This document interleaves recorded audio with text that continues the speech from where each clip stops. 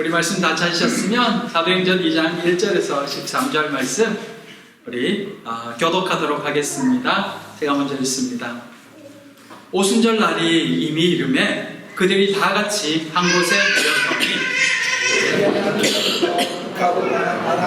소리가 있어 그들이 앉은 온 집에 가득하며 마치 불의 혀처럼 갈라지는 것들이 그들에게 보여 각 사람 위에 하나씩 임하여 있더니 그들이 다 성령의 충만함을 받고 성령이 말하게 하심을 따라 다른 언어들로 말하기를 시작하니라. 그때 경건한 유대인들이 천하 각국으로부터 와서 예루살렘에 머물러 있더니 이 소리가 나매 그 무리가 모여 각각 자기의 방언으로 제자들이 말하는 것을 듣고 소동하여 다 놀라 신기하게 여겨 이르되 보라 이 말하는 사람들이 다 갈릴리 사람이 아니냐. 우리가 우리 각 사람이라는 곳 방언으로 듣게 된 것이 어찌 되느냐. 우리는 바데인과 메데인과 엘람인과 또 메소포타미아 유대와 갑바도기아 본도와 아시아 루리아와 밤빌리아 애국과 유레네에 가까운 리비아 여러 지방에 사는 사람들과 로마로부터 온 나그네 곧 유대인과 유대교에서 온 사람들과 그레데인과 아라비아인들이라 우리가 다 우리의 각 언어로 하나님의 큰일을 말함을 듣는도다 하고 다 놀라며 당황하여 서로 이르되 이 어찌 된 일이냐 하며 함께 읽습니다. 또 어떤 이들은 조롱하여 이르되 그들이 세술에 취하였다 하더라. 아멘. 반갑습니다. 모두 한 주 잘 지내셨습니까? 네. 날이 갑자기 좋아졌습니다.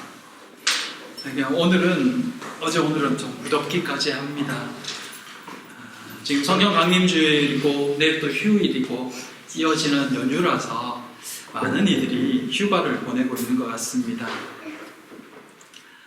오늘은 성령 강림주일에 맞추어서 성령 강림에 대한 말씀을 잠시 함께 생각해 보고자 합니다. 성경 공부도 마침 이 부분들을 지금 공부하고 있어서 조금 더 깊이 이 말씀을 나눌 수 있는 기회가 되는 것 같습니다. 말씀과 함께 우리 성령 충만을 더 깊이 사모하는 이 시간 되기를 바랍니다. 성경에는 다양한 이야기들과 사건들이 나오죠. 그 사건들 하나하나 특별하지 않는 게 없고 의미가 없는 것이 없습니다. 그럼에도 교회사에 있어서 중요한 사건 몇 가지를 들라면 오늘 본문도 결코 빠지지 않는 내용일 것입니다. 사도행전 2장 오순절 성령 강림 사건은 예수 그리스도 구원 사역의 절정이자 또한 새로운 시작이며 특별히 교회의 시작을 나타내는 모습이기도 합니다. 본문은 성령님에 대해서 들은 많은 성도들이 기대를 가지고 듣는 말씀입니다. 예배드리는 가운데 이 성령의 임재가 나타나고 바람소리 같은 그런 휙휙하는 소리가 들리고 예배당 한 곳에 또 예배당 저 위쪽에서 불 같은 것이 머리 위로 떨어지는 그런 모습들을 상상하게 되면 이 생각만 해도 사실은 가슴 벅차고 뭔가 기대가 되고 은혜가 되는 장면입니다. 하지만 이 장면들을, 이 말씀들을 좀 더 깊이 이해하게 되면 우리가 몇 가지 오해가 있구나 하는 것도 깨닫게 되는 말씀이기도 합니다. 오늘 이 말씀을 통해서 이 성령 강림 이 사건이 교회사에 어떤 의미인지, 특별히 교회와 또 우리에게는 어떤 의미인지를 다시 한번 생각해 보며 믿음을 점검해가는 이 시간 되기를 바랍니다.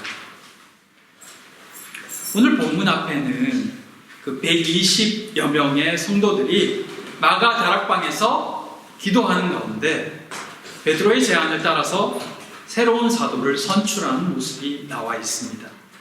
그들은 가룟 유다를 대신해서 이 마띠아를 제비뽑기로 얻죠. 그리고는 약속하신 것을 기다리라는 예수님의 말씀을 따라서 계속 기도하며 기다렸습니다. 그렇게 그 6월절 기간 첫 안식일 다음 날로부터 50일째, 또 부활절 이후에 50일째죠. 그리고 예수님이 하늘로 승천하신 후 10일째 되는 날입니다. 그날 오순절이 되었습니다. 그날도 모두가 함께 모였는데 갑자기 하늘로부터 급하고 강한 바람 소리 같은 그 소리들이 들리더니 불의 혀가처럼 갈라진 것들이 각 사람들 위로 하나씩 임하는 것입니다. 그러더니 모두가 성령의 충만함을 받아서 갑자기 다른 언어들로 막 말하기 시작합니다. 사방에서 각각 다른 언어들이 터져 나오는 것입니다. 그 소리가 얼마나 컸던지 주변에 있던 사람들까지도 그 소리를 들으면서 이곳으로 모여들기 시작합니다. 상상을 하면 참 놀랍고 신비로운 모습이 아닐 수 없습니다. 그래서 이 모습을 생각할 때마다, 이 본문을 읽을 때마다 그런 일들이 우리 가운데도 일어나기를, 경험할 수 있기를 소망합니다. 하지만 사실 오늘 이 본문은 예수님을 믿었으나 아직 성령이 임하지 않은 시기이기에 가능했기 때문입니다. 오순절 성령 강림 사건은 역사상 단 한 번뿐인 단회적인 사건이기 때문입니다. 우리는 예수 그리스도를 믿었고 예수 그리스도를 구주로 영접할 때 이미 성령께서 우리에게 오셨습니다. 그러기에 오늘 본문에서 보듯이 성령이 하늘로부터 떨어지는 이런 특별한 현상은 믿는 우리에게는 사실 다시 일어나지 않습니다. 왜냐하면 우리는 이미 성령이 임했기 때문입니다. 우리는 이제 성령으로 다시 충만해질 뿐입니다. 성령 강림 사건 또한 단 한 번밖에 없는 굉장히 중요한 사건이지만 그 중요성에 비해서 성령님이 임하시는 사건은 단 몇 줄로 기록됩니다. 그에 비해 성령이 임하심으로 인해 일어나게 되는 일들에 대해서는 굉장히 길게 자세히 설명하고 있음을 볼 수가 있습니다. 이것은 우리가 무엇에 더 집중해야 되는지를 알려주는 내용입니다. 성령이 임하실 때 어떤 모양이었냐 보다는 성령이 임하실 때 어떤 일들이 일어났는가가 더 중요하다는 것입니다. 바람 소리가 들렸어? 불이 떨어졌어? 이게 중요한 게 아니라 성령께서 오셨을 때 어떤 일들이 일어났는가, 그걸 보아야 한다는 것입니다. 기독교 역사에 있어서, 특별히 교회사에 있어서 성령 강림 사건은 무엇과도 비교할 수 없을 정도로 중요한 사건일 것입니다. 성령이 오심으로 새로운 시대의 교회가 시작되었기 때문입니다. 하지만 바람 같은 소리, 불 같은 모양이라기보다는 하늘로부터 소리가 있었고 그 불길 같은 것이 모두에게, 그 자리에 있는 모두에게 임했다는 사실이 더 중요하다는 것입니다. 약속하신 대로 성령이 하늘로부터 임했다는 것입니다. 그곳에 있는 모두가 성령의 충만함을 받았다는 것입니다. 누구도 예외 없이 믿는 자에게는 성령이 임하시는 것입니다. 오늘 우리에게까지도 말입니다. 이것은 성령의 임재는 예수 그리스도를 믿는 누구든지 반드시 받으며 또 받아야 한다는 것을 말씀해 줍니다. 성령은 받고 싶으면 받고 받기 싫으면 안 받아도 되는 분이 아닙니다. 성령이 그 속에 내주하면 그는 하나님의 참 백성이지만 성령의 내주함이 없으면 그는 하나님의 새 언약 백성이 아닌 것입니다. 만일 너희 속에 하나님의 영이 거하시면 너희가 육신에 있지 아니하고 영에 있나니 누구든지 그리스도의 영이 없으면 그리스도의 사람이 아니니라. 성령을 받음으로 진정한 그리스도인이 되는 것입니다. 그래서 교회는 바로 성령 공동체라고 이렇게 말하는 것입니다. 성령이 임하실 때, 성령 안에 있을 때 어떤 일들이 일어날까요? 4절입니다. 그들이 다 성령의 충만함을 받고 성령이 말하게 하심을 따라 다른 언어들로 말하기를 시작하니라. 성령이 임한 후 그들 모두는 각기 다른 언어들로 말하기 시작합니다. 이 구절로 인해서 어떤 교단은 성령 세례를 받은 사람은 반드시 방언을 해야 된다고 말하죠.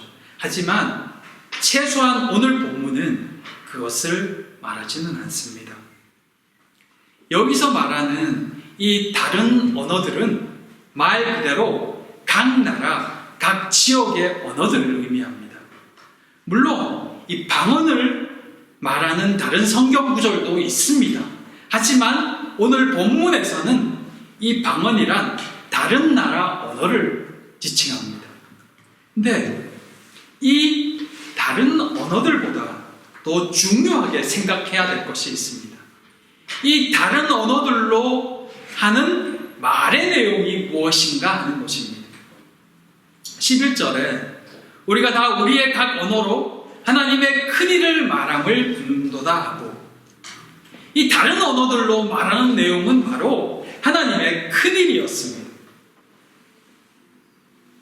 성령이 그곳에 있는 모두에게 임한 후에 그들이 성령의 충만함을 받아서 각기 다른 언어들로 선포한 것은 바로 하나님의 큰일이었다는 것입니다.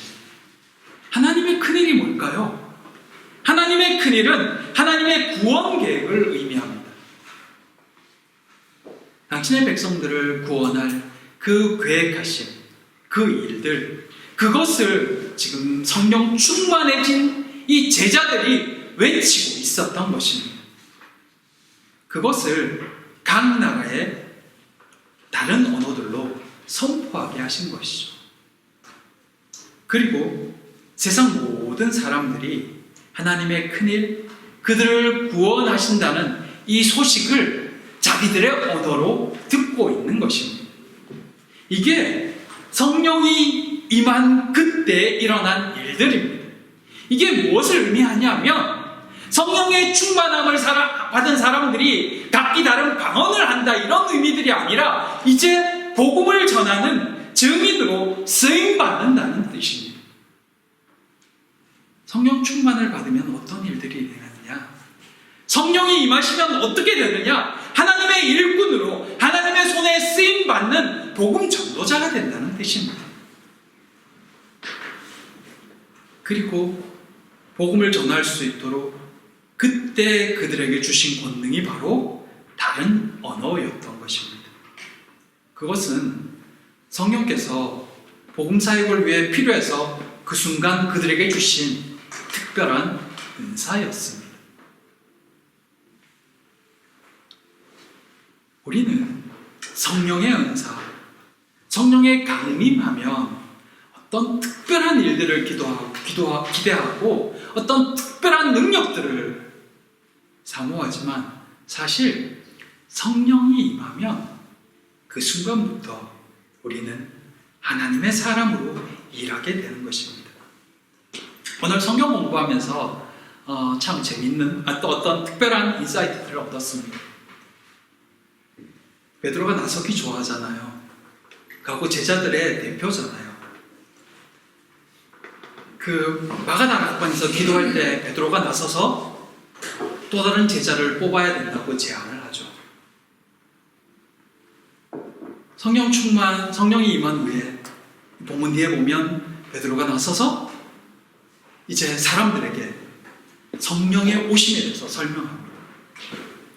똑같이 앞에 나서지만 뭐가 달랐을까요? 성령에 사로잡히면 복음을 전하는 자가 됩니다. 말씀을 깨닫고 무엇을 전해야 될지 안다는 것입니다. 겉으로 볼 때는 여전히 앞에서 리드하는 것 같고 여전히 앞에서 그들에게 말하는 것 같지만 실제로 성령에 사로잡히면 그 행하는 주체가 달라지는 것입니다. 성령께서 무엇을 말하게 하시는지 듣게 되고 그것을 따라서 전하게 되는 것입니다. 마가다락방에서는 제자들이었기 때문에 리더로 말할 수 있었습니다. 하지만 사람들 앞에 서는 것은 여전히 두렵습니다. 그러나 성령에 충만하고 난 뒤에는 세상 사람들에게 담대히 나아갑니다. 성령께서 그에게 말할 거리를 주시니까요. 전혀 다른 모습이 되는 거거든요. 이게 성령에 사로잡혔을 때, 성령 안에 거할 때 일어나는 일들입니다. 그에게 말할 것과 은사와 복음을 전할 때 필요한 능력들을 허락하신다는 것입니다. 그게 성령이 임할 때 일어나는 일들입니다.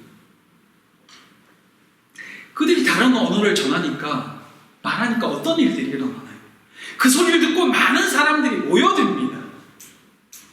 제자들이 그전에는 피했잖아요. 사람들을 죽을까봐, 위험에 당할까봐. 그래서 계속 마가다락방에 모여서 기도만 했던 거잖아요. 근데 사람들이 모여오니까 이제는 그들 앞에 나섭니다. 자세가 달라진 거죠. 그때 모였던 사람들이 누굴까요? 이 상당수는 각 나라로 흩어졌던 디아스포라 유대인들이었습니다.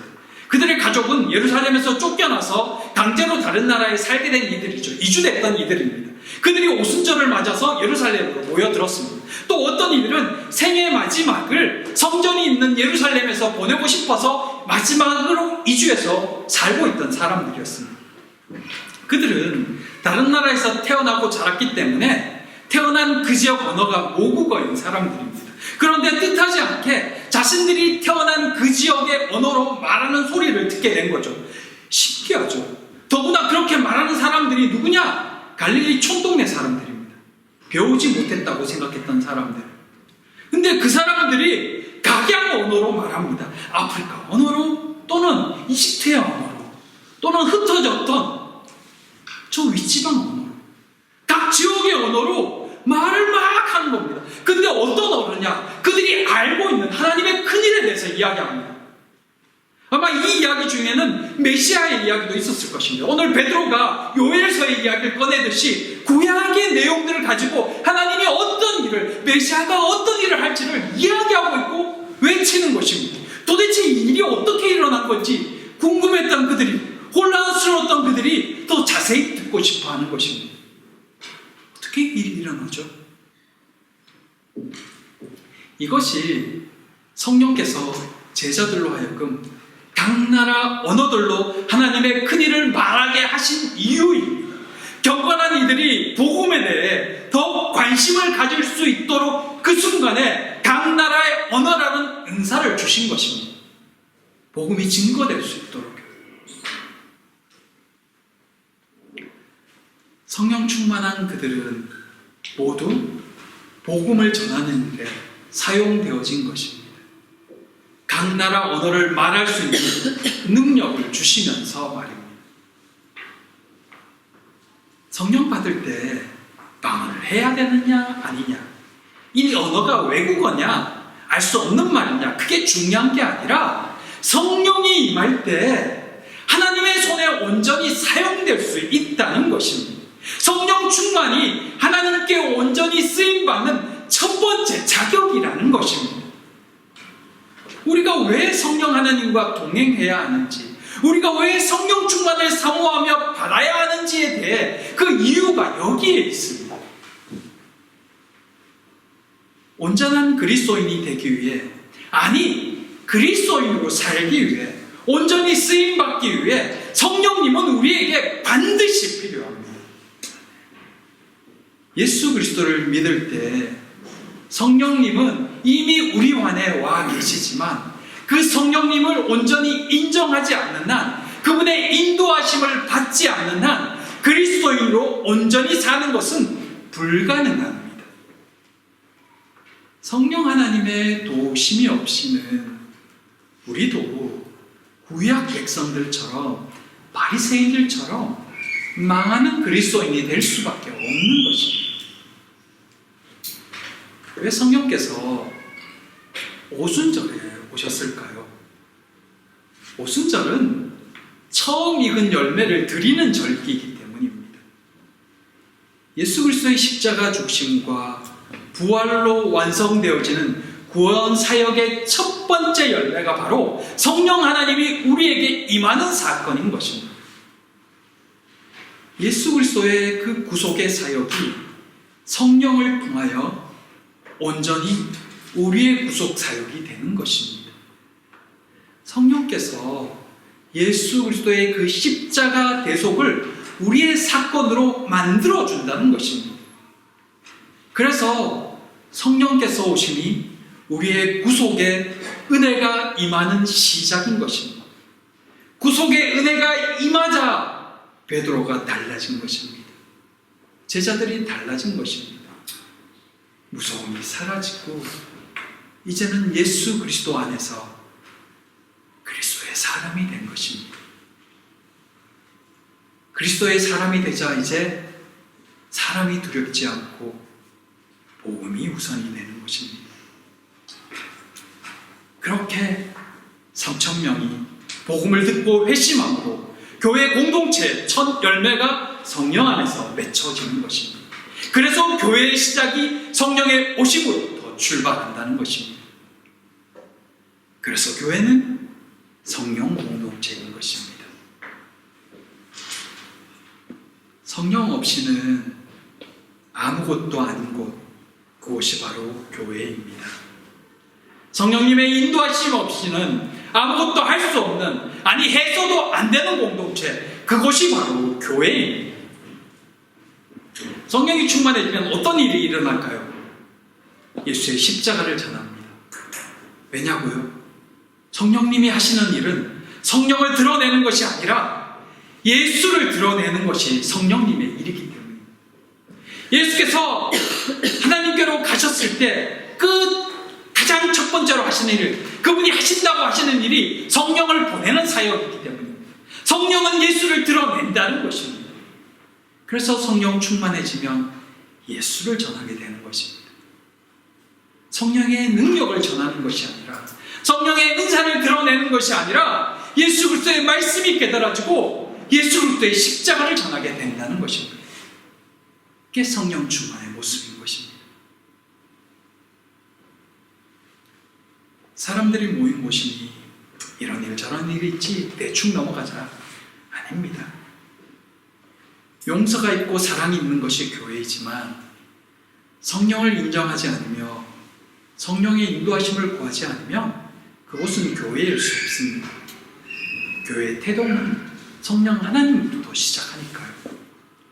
호흡이 없는 육체는 시체이듯이 성령이 없는 교회는 죽은 교회입니다. 우리는 사랑을 말하고 용서를 외치며 하나됨을 말하지만 그것 역시 성령 안에서여야 합니다. 사랑과 용서 하나됨은 모두를 살리기 위함이지 같이 죽자가 아니기 때문입니다. 본문을 보면 각지에 흩어져 살던 사람들이 모두 자신들의 언어로 하나님의 큰일을 듣는 장면이 나옵니다. 어떤 의미일까요? 이건 세상 사람들이 복음을 듣는 장면이면서 한편으로 참된 하나됨이 어떻게 이루어지는지를 분명하게 보여주는 장면입니다. 세상에 수많은 언어가 생기고 사람들이 흩어지게 된 계기는 바벨탑 사건 때문이었습니다.